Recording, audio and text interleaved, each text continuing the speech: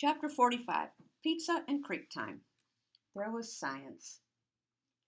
Dr. Carey said maybe Marvin could help in the development of a new plastic, one that broke down faster.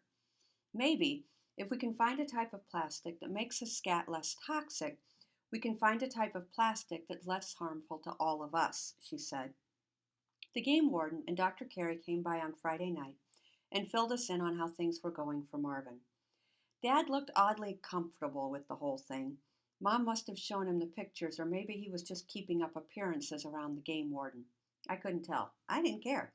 He was one kind of a person, and I was another kind. I still loved him. He was my dad. Dr. Carey had found scat circles 20 miles upriver thanks to a game warden in the neighboring county who'd noticed them after some hunters lost the soles of their boots to it. I think he's nomadic, I said. I plan on following him, Dr. Carey said. This is kind of a biologist's dream, you know. For now, he's here and he's my responsibility, the game warden said. I have signs up and I've talked to the construction company. They're giving us a week. A week to do what? I asked. A week to protect the area or not, he said. But you can't get an animal protected in a week. Just doesn't work that way. Government organizations are slower than anything you can ever imagine with stuff like this. Dr. Carey huffed out her nose and smirked. This is why I hope they are nomadic. It's easier than sitting around waiting for the government. When they left, Dad ordered a pizza, and the four of us sat down to eat. I'm proud of you, O, Dad said. Thanks, I said. Bernadette, you had a great week. Proud of you, too. Bernadette looked at all of us like this was the weirdest thing ever, and it was, kind of, so I didn't blame her. I talked to Tommy's mother again today, Mom said. Bernadette, tell me if that daughter of hers gives you any more trouble. Bernadette looked at me. I shrugged. Okay, Mom, she said. Do you guys want to come out to the creek with me tonight? I asked. Could be fun. It's warm enough to dip our feet in. The mosquitoes, Mom said. I'll get eaten alive. Bug spray, Mom. It's easy now. You just spray it on, I said. I haven't been out there in a while, Dad said. Come on, Kath. It'll be fun. Bernadette didn't say much, but she nodded. She was eating 2 slices of pizza at the same time, like a pizza sandwich, because her coach said that the next week was going to be hard training. After dinner, the creek was quiet. I walked to halfway across my log bridge and sat down.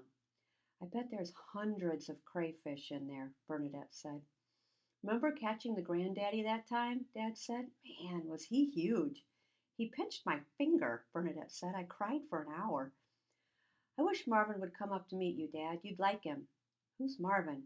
It's what he named the animal, Mom said. Marvin Gardens, Bernadette said. Hey, that's a cool name, Dad said, not realizing any irony ever. God, this creek is beautiful, Mom said, even with all those houses in the background. I smiled. She said, I bet we could plant the property line with trees, those tall bushes even. What are those called? Anyway, we could block off the development so we wouldn't have to see them. Wouldn't block the barking dogs or the bulldozers, Bernadette said. Bulldozers will be gone once this part's done, Dad said. And the dogs, well, we'll just have to get used to. It's almost an acre between here and the house. I was thinking about planting a vegetable garden and some flowers or something, I said. I think it would look great, Mom said.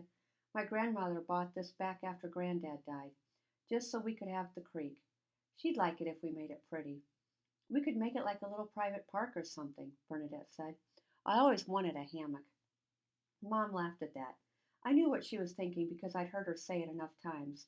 She grew up on a farm, far away from hammocks and private parks. Land wasn't for those things, until now. Her face was soft about it, like she was changing right there by the creek, and then she slapped her leg hard and swore under her breath about the mosquitoes.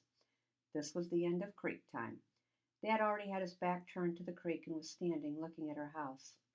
I don't get enough time outside, he said. I don't appreciate this place as much as I should. None of us said anything. I wanted to, but I figured Dad might realize a lot of things if he came outside more.